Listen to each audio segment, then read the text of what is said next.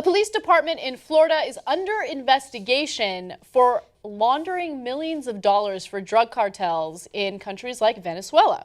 Now, this has to do with the Bal Harbour PD and the Glades County Sheriff's Office. Okay, so these are police officials located near Miami, and apparently they're from a very small community of just over 2,500 people. So it's a small community, small-time police department, but they laundered millions of dollars. Let me give you the details according to the Free Thought Project. So the 2-year operation, which took more than $55 million from criminal groups, resulted in 0 arrests, but netted $2.4 million for the police posing as money launderers. Members of the 12-person task force traveled far and wide to carry out their deals from Los Angeles to New York to Puerto Rico. Along the way, the small-town cops got a taste of luxury as they used the money for first-class flights, luxury hotels, Mac computers, and submachine guns. Meanwhile, the police department and Glades County sheriffs were buying all sorts of fancy new equipment.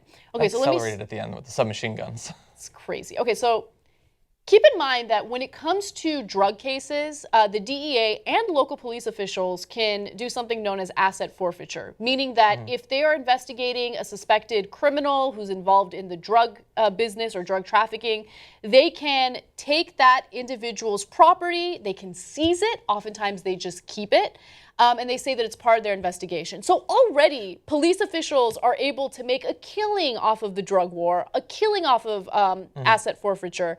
But in this case, as they're doing this investigation, they're like, look at these cartels, first-class flights. I like it, right? So they start laundering money for them. Now, let me give you more details on what this police department did. The operation, which was not fully reported to federal authorities, funneled millions of dollars to overseas criminals and interfered with investigations being carried out on known money launderers. At least 20 people in Venezuela were sent drug money from Florida cops, including William Amaro Sanchez, the foreign minister under Hugo Chavez, and now special assistant to President Nicolas Maduro. Why is that relevant? Well, they wired a total of $211,000 to Sanchez, even while the United States government was investigating Venezuelan government leaders involved in the drug trade. So again, they were making it seem as though they were out to get the cartels, when in reality they were working for the cartels, taking their cut of that money and then laundering it. So police routinely withdrew cash, thousands at a time, totaling $1.3 million from undercover bank accounts. But to this day, there were no records to show where the money was spent. I believe there was quite a bit of making it rain. Exactly. More than likely. It's incredible. So there was some money that was reported, and they spent it on ridiculous things, right? Like the first-class flights and all that stuff, the weapons. But then there's a huge chunk of money that went unreported, and they're unable to explain where that money went. The officials say they cannot find receipts for hundreds of thousands in expenses, including 5-star hotel bookings, dinners that ran up to $1,000, and scores of purchases like laptops, iPads, electric money counters, flower deliveries, and even iTunes flower downloads. Deliveries. That's cute. Wait, how do they know about all that if they can't find the receipts?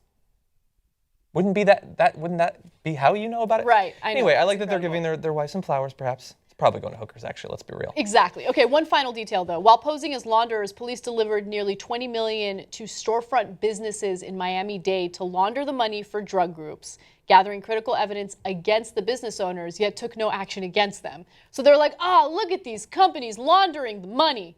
Alias. We're not going to do anything about it. Yeah. Because it's us. Yeah. And look, they probably get paid pretty well. I don't know the region, but I've been told that it's an extremely wealthy area. That doesn't mean that they are individually wealthy, I know, but I imagine they're being compensated to some extent.